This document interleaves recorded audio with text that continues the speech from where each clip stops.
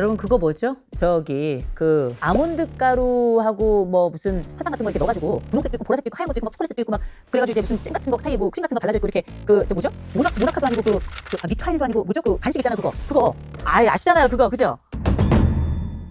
기억나십니까? 마카롱입니다. 어제 제가 남편이랑 같이 그 마카롱을 앞에 두고 이거 있잖아. 야 알잖아. 이거 이름 뭐야? 자 5초간 얘기해봐. 5초 안에 하나 둘 셋 넷 다섯 검색해서 알았습니다. 제 남편은 저보다 심지어 나이도 어립니다. 그 어린 것이 기억을 못하더라고요. 또 한 가지 해볼까요?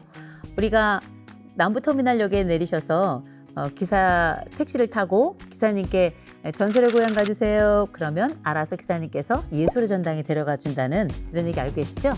그리고 나서 기사님 메리아스 호텔 데려다 주세요. 그러면 기사님들이 알아서 메리어트 호텔로 데려가다 준다는 이런 얘기 많이 하실 텐데 야, 이걸 우리가 뭐라고 부르는가? 설단 현상이라고 부릅니다. 설단 현상. 이 설단 현상을 영어로 tip of the tongue이라고 하는데 앞 글자를 따서 TOT 마치 울고 있는 장면처럼 보이죠? 생각이 안 나거든요. 말 그대로 팁이라는 말, tip of the tongue이라 할 때 팁이 맴돌다 그러나 나오진 않는다 할 때 팁이란 말을 사용하거든요.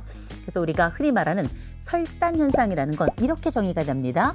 머릿속에서는 분명히 기억하고 있는데 혀 끝에서 도무지 그 단어들이 나오지 않고 맴돌아서 우물쭈물하게 되는 현상, 이걸 우리는 설단 현상이라고 합니다. 바로 그 얘기를 했던 분이 누구냐면 윌리엄 제임스라고 하는 심리학자인데 여러분 지그문트 프로이트 혹은 프로이드 이런 분 얘기 많이 들어보셨죠? 또 미움받을 용기 이런 거 얘기했던 알프레드 아들러라든지 아니면 뭐 개실험 이런 걸로 되게 유명한 스키너라든지 뭐 이렇게 유명한 분들 많이 아시겠지만 사실 심리학 영역의 아버지는 누군가? 윌리엄 제임스입니다. 우리가 또 굉장히 많은 아버지가 있어요. 소매니 아버지들이 있는데 음악의 아버지, 음악의 어머니, 또 무슨 뭐 곤충의 아버지, 뭐 굉장히 많은 아버지 어머니들이 있는데 심리학의 아버지는 윌리엄 제임스가 분명합니다. 이분이 최초로 실험 연구를 위한 그 랩실, 실험실을 만들고 거기에서 인간의 보편성에 대한 연구를 시작하면서 본격적인 심리 실험이 시작이 되면서 우리가 지금 알고 있는 심리학이라는 분야가 자리를 잡게 된 거거든요. 자, 그러면 이 윌리엄 제임스가 이 설단 현상에 대해서 이야기를 하고 아주 그때는 대단한 역할을 하면서 대단한 실험이 나온 건 아니에요. 오히려 이걸 후대에 와서 브라운과 맥닐이라고 하는 두 명의 학자가 실험에 들어갑니다. 어떤 실험에 들어가는가? 실험에 참여했던 사람들에게 완전히 새로운 단어를 외우게 하고 나중에 이걸 기억해내게 하는 겁니다. 그러면 실험에 참여했던 사람이 이 많은 단어를 기억하지 못해요. 불과 한두 개 정도밖에 기억을 못해요. 그런데 그 기억의 수준이 봤더니 단어의 첫 글자나 아니면 그때 단어가 세 개의 그 철자로 되어 있었는데 이렇게 글자의 수라든지 아니면 몇 가지 비슷했던 힌트를 떠올리는 정도였고 오히려 맴도는 몇몇 가지 단서들만 해서 이렇게 우리가 아까 봤던 마카롱이 이게 모나카인지 아니면 이게 어떤 건지 자꾸 혀끝에서 맴돌다 결국은 정확한 한 단어, 정확한 핵심적인 정답은 밖으로 꺼내지 못하더라라는 걸 브라운과 맥닐의 실험을 통해서 알게 됐고 이걸 구체적으로 설단 현상은 정말 보편적으로 일어나는 현상이구나라는 걸 알게 된 거죠. 일명 TOT 현상이라고 하죠. 왜 이런 일이 벌어질까요? 나이가 들어서 그럴까요? 몇 가지 이론이 있는데 크게는 두 가지로 설명이 됩니다. 하나가 뭐냐? 정보 처리 실패예요. 정보 처리 실패라는 건 정보가 우리 외부에서 입력이 돼서 저장이 됐다가 다시 밖으로 나가는 것.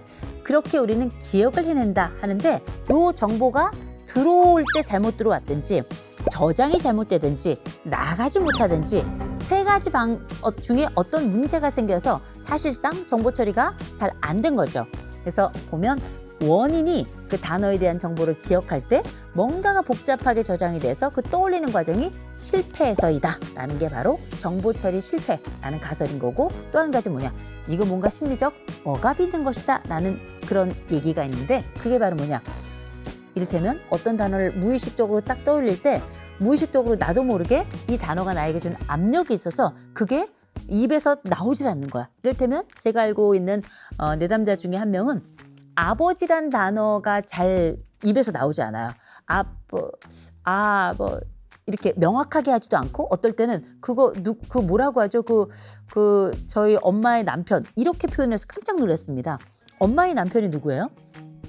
아버지인데 왜 그런가 하면 아버지에 대한 엄청난 두려움이 있었고 어렸을 때 무지하게 매를 많이 맞았는데 아버지 이름을 올릴 때마다 그 공포가 떠올랐던 겁니다.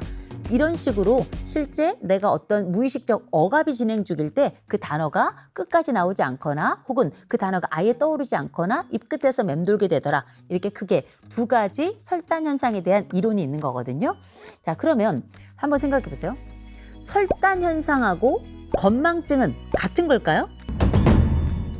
중년 이상이 되죠? 그러면 혹시 이 설단 현상, 내가 이렇게 말끝에 이렇게 맴돌다가 말이 나오지 않는 이 현상이 건망증으로 가는 거 아닌가? 또 이 건망증이 다시 치매로 가는 거 아닌가? 이렇게 걱정하시는 분들이 많이 계신데 이건 첫째, 설단 현상이라는 거는 누구에게나 있어요.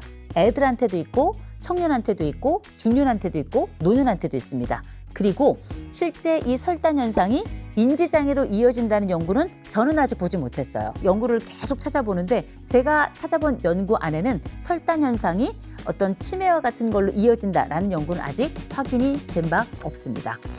자, 그러면 설단 현상이 치매로 이어지진 않지만 이게 혹시 노화랑 연결된 건 아닐까? 나이 들면서 설단 현상이 더 심해지는 거 아닐까? 이거 궁금하시죠?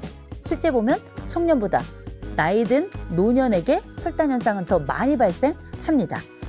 실제 연구조사를 보면 노인은 청년에 비해서 설단 현상이 더 많이 일어난다라고 보고하고 있고요. 한 실험에서 100회 실험을 해봤더니 그때 평균적으로 노인은 9.6개를, 청년은 7.6개의 설단 현상을 보고했는데 많게는 15.95% 노인이 더 설단 현상을 많이 보이기도 했다. 그랬는데 주로 그 내용이 뭐였는가? 사람 이름을 기억하는 과정이었습니다. 그래서 그렇게 이 양희은 선생님께서는 네 이름이 뭐니? 이렇게 자꾸 물었던 게 아닌가 싶습니다. 자, 그러면 왜 하필 청년층보다 노년 집단, 노인층에서 설단 현상이 더 많이 일어날까? 몇 가지 이유들이 제시되고 있는데요. 하나는 뭐냐?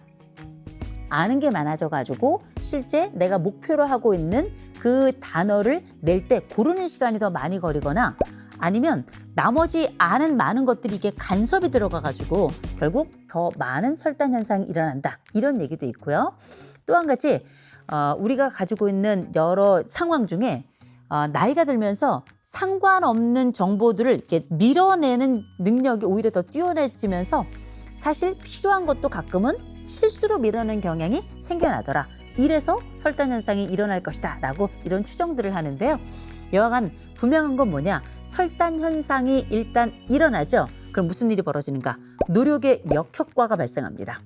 노력해서 생각하려고 할수록 더 기억이 나지 않게 되는 노력의 역효과가 발생을 하는데요. 그럼에도 불구하고 50%의 사람들은 대부분 첫 글자를 기억하거나 아니면 그중에 일부를 통해서 추측을 해내는데 근접할 가능성이 대단히 높더라는 겁니다. 50%는. 그리고 또 50% 정도는 되게 이 설단 현상을 1에서 2분 정도면 그거 뭐였지 하다가 하고 찾아내더라. 그리고 힌트가 있으면 더 잘 찾아내더라. 긴장이 풀리면 더 잘 찾아내더라. 그러면 우리가 이럴 때 몇 가지 팁을 얻게 되겠죠. 노력을 하려고 막 하는 것보다 조금 기다리는 게 필요하겠구나.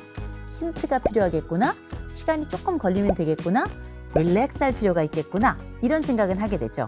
그런데 많은 설단 현상을 위한 연구를 봤더니 설단 현상 해소를 위해서 최고로 좋은 방법, 설단 현상 예방을 위해서도 최고로 좋은 방법은 뭐였는가? 대화였습니다. 대화였어요. 다른 사람들과의 지속적인 대화를 하면 혼자 머물러서 대화가 최소화된 상황보다 훨씬 더 설단 현상이 덜 일어나더라는 거죠. 왜냐?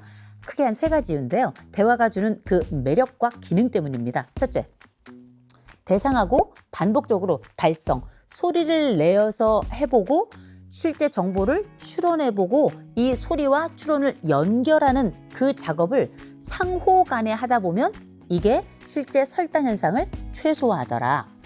두 번째, 상대가 말하는 걸 통해서 내가 말을 하면서 상상을 하죠. 그러면서 어떻게 단어에 대한 연상 효과와 단어에 대한 쓰임새가 더 많아지고 단어의 사용 양과 용례가 많아지면서 실제 설단 현상이 줄어들더라.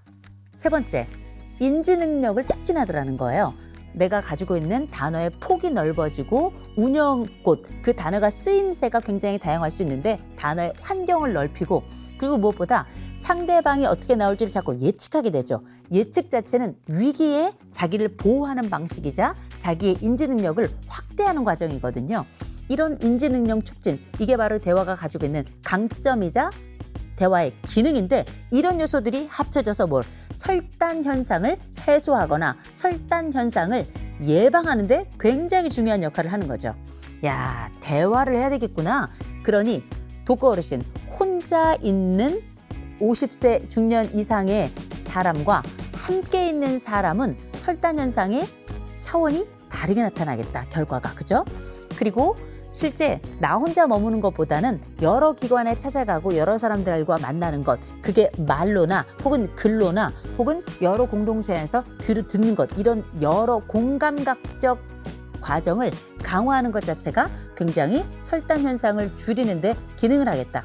그래서 내가 설단 현상이 너무 심해졌다 싶을 땐 일단 많은 사람들을 만나고 그들과 대화해서 괜찮아진다면, 아, 나는 fine, 괜찮구나, 이렇게 생각하시면 될 것 같고요. 설단 현상을 오히려 줄여나가기 위해서 할 수 있는 주요 방법들 중에는 대화를 충분히 더 촉진시키고 대화를 풍부하기 위해서 독서라든지 아니면 의미 있는 학습 능력을 향상시키는 것, 이건 역시 설단 현상을 해소하는 데 굉장히 좋은 방법이 될 겁니다. 여러분들의 더듬거나 혹은 맴돌거나 혹은 충분히 빨리 나오지 않는 이 현상 고민이셨죠? 자, 이제 우리는 더 많은 대화를 통해서 더 나은 발음, 더 정확한 단어, 그리고 더 좋은 대화를 만들어 갈 거라 믿습니다.